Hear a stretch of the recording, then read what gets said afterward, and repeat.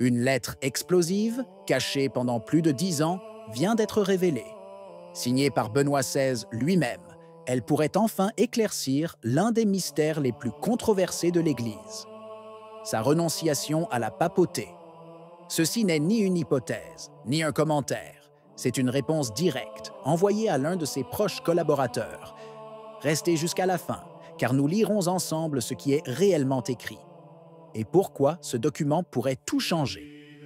Nous sommes le 21 août 2014. Le pape Benoît XVI a été déposé il y a un peu plus d'un an.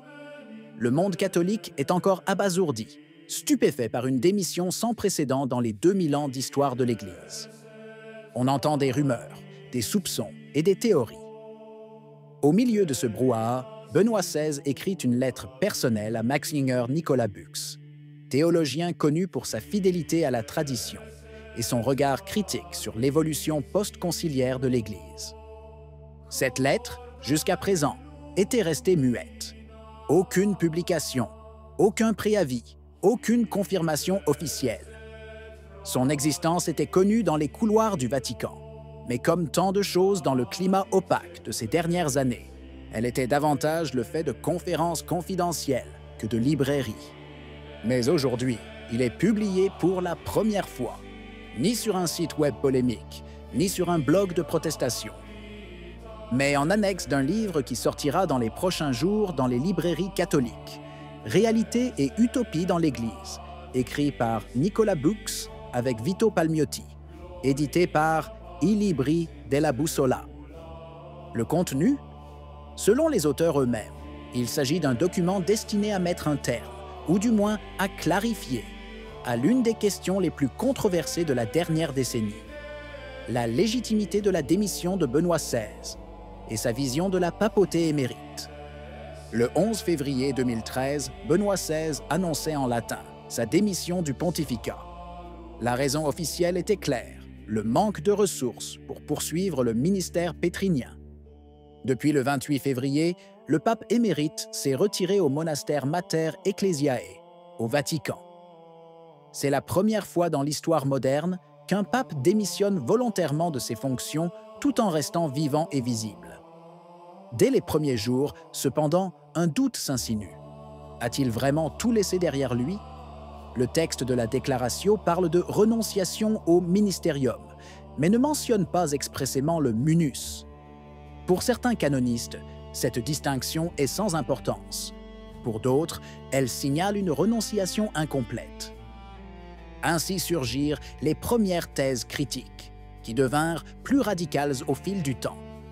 Certains parlèrent d'une erreur formelle, d'autres allèrent plus loin. Benoît XVI n'avait jamais renoncé à la papauté, mais en avait été empêché, laissant un usurpateur sur le trône de pierre. Dans les années qui suivirent, Benoît XVI prit publiquement ses distances avec ses interprétations. Dans des lettres et des interviews indirectes, il déclara que sa démission était valide et que François était le seul pape.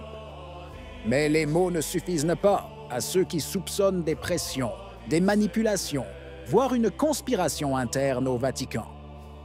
En 2024, le journaliste Andrea Cianci a déposé une requête formelle auprès de la justice du Vatican, demandant une révision de la validité de l'abdication.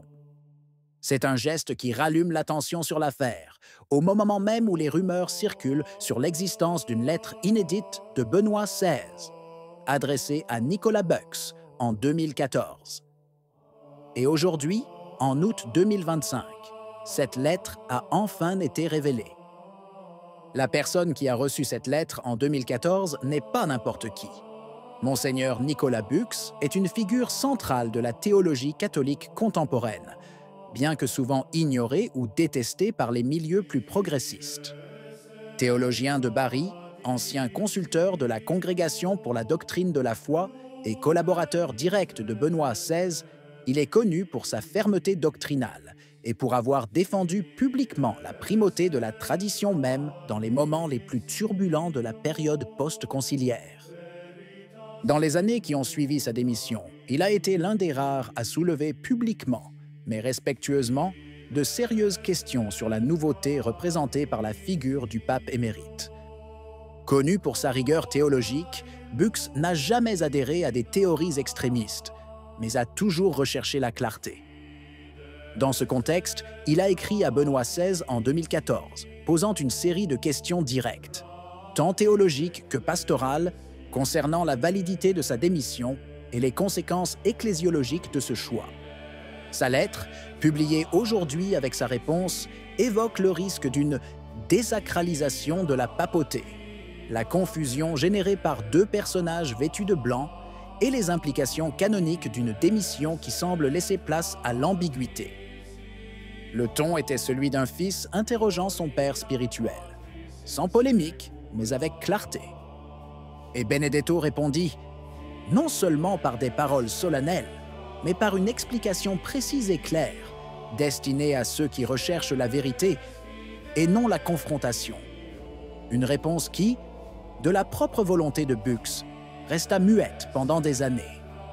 Peut-être par prudence, peut-être par respect, ou peut-être pour éviter de fournir aux polémistes un texte voué à l'incompréhension. Mais aujourd'hui, après 11 ans, cette réponse a été donnée à l'Église tout entière. La lettre de Benoît XVI à Monseigneur Nicolas Buxx, datée du 21 août 2014, va immédiatement au cœur du sujet. Neward, dire que dans ma démission, j'aurais laissé seulement l'exercice du ministère et non pas aussi le munus, est contraire à la doctrine dogmatique canonique claire. Il poursuit, un évêque, même sans le gouvernement de son diocèse, reste évêque, mais n'est plus titulaire du siège. De même, le pape, une fois qu'il a quitté sa charge, ne le reste que dans le sens sacramentel de l'épiscopat, mais n'est plus l'évêque de Rome ni le pontife régnant. Pas de double pontificat, pas de cohabitation, c'est clair et simple. Encore une fois, ma démission est pleinement valable, sans hésitation. Ni, je le crois, ni sous certaines conditions.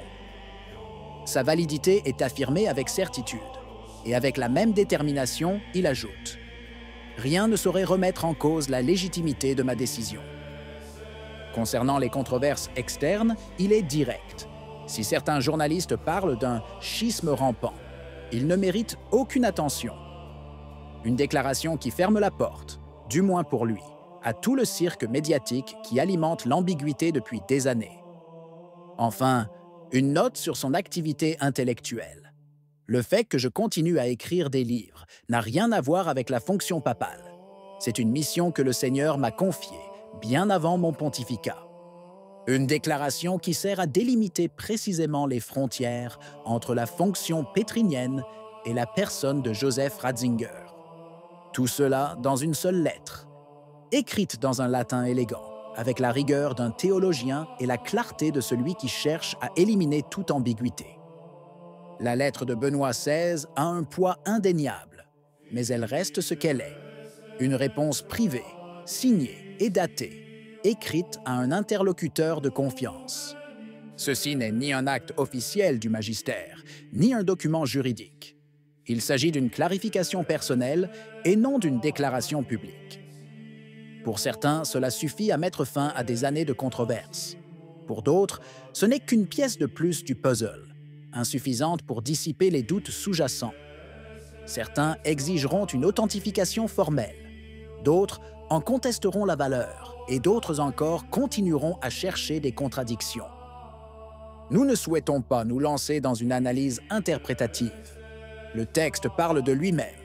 C'est à vous et à tous ceux qui ont suivi cette histoire d'en tirer vos propres conclusions. Qu'en pensez-vous? Si vous avez aimé la vidéo, laissez un commentaire. Amen. Que Dieu vous bénisse.